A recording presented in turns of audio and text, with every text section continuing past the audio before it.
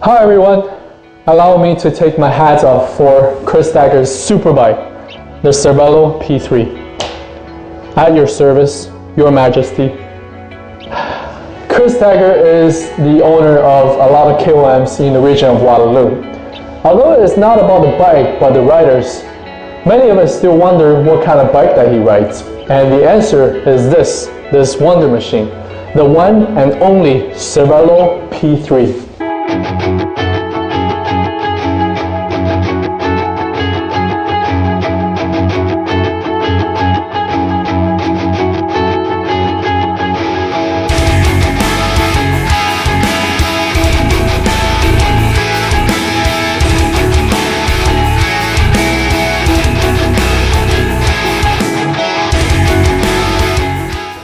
Before we get into the details of the time trial bike, let's just spend some time reviewing the concept of the drag force. The drag force is defined as the force component in the direction of the fluid velocity. In fluid dynamics, it is equals to 0.5 times the mass density of the fluid, times the square of the fluid velocity, times the drag coefficient, and finally times the reference area as you have seen in the equation listed below. In order to make a bike that is aerodynamic, manufacturers have to make sure that they achieve the lowest drag force possible. And that means to have the material and shape with the lowest drag coefficient with the lowest reference area as well.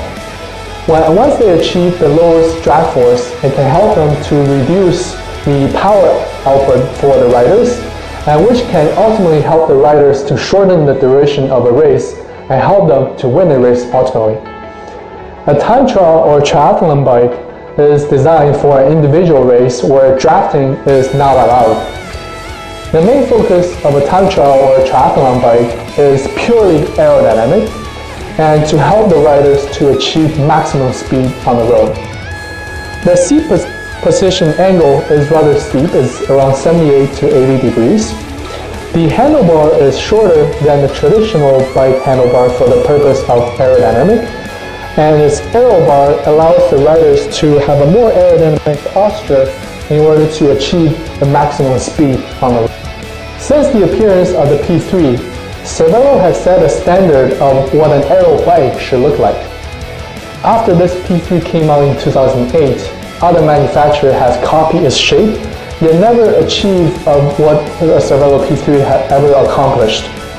With 20 Ironman championship wins, multiple individual and team time trial races, and many other team time trial races around the world, Cervélo P3 is the undisputed #1. And also, it is the first commercially successful bike that is designed to achieve aerodynamic for both the bike and the rider position. There are 30 design details that's being implemented on the frame of this bike, and I'm going to try to cover them in under 1 minute. Are you ready? Let's go. Rounded and scalloped head tube shape, low head tube height, aerodynamic transition from the head tube to the top tube, smooth and simple transition from the head tube to the down tube, smooth and aerodynamic shape for the top tube, and true horizontal top tube shape with minimal frontal area, specific speed design down tube that has the best width to depth ratio, airfoil shaped down tube, matching top tube aspect ratio to the rest of the frame. Down tube horizontal section optimized for wing crossing, concealed cable routing that is flush with the rest of the frame, overall rounded and smooth bottom bracket shell, smooth transition from the down tube to the bottom bracket shell, smooth transition from the C tube to the bottom bracket shell, streamlined C stay that does not bulge or have sudden increase in surface area, narrow chain stay that follows the bottom bracket shell, C tube cutout follows the maximum circumference of the wheel, shape of the C tube optimized for best aspect ratio, and no vertical or forward facing edges on the front of the C tube. Closest proximity from the C tube to the rear wheel for best wheel and frame interface, correct C-tube width that matches the entire frame, seamless transition from the C-tube to the C-post, C-tube shape aerodynamic over its entire length. The width of the C-post matches the entire frame. Saddle clamp assembly with no forward-facing fasteners. C-post binder assembly entirely rear-facing. Aerodynamic transition from the C-tube to the C-stay, and bladed and aerodynamic transition from the C-stay to the dropouts. And finally, C-post and C-tube and head tube front-facing profiles both rounded with no flat shapes at the front of the bike. The whole bike is made of carbon fiber, including the frame, the crank arms, as well as the cockpit.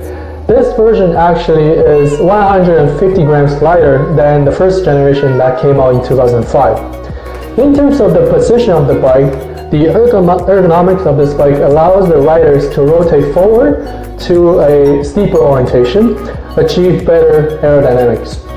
The front of the bike is actually very, very long, and with a low position cockpit, it allows riders like me to position ourselves comfortably onto the bike to achieve a better aerodynamic position. The components for this bike overall are very, very solid group set. The drivetrain used here are from Shimano Ultegra 10-speed. Crank arms are from FSA SLK all-carbon crank arms with 5339 teeth. Pedals are all carbon. The cockpit as well as the aero bars are from Trader, all carbon as well. The saddle used is specialized body geometry colorway saddle, which is very, very comfortable as well. Overall, components are very, very solid, very, very light, and very, very high performance as well.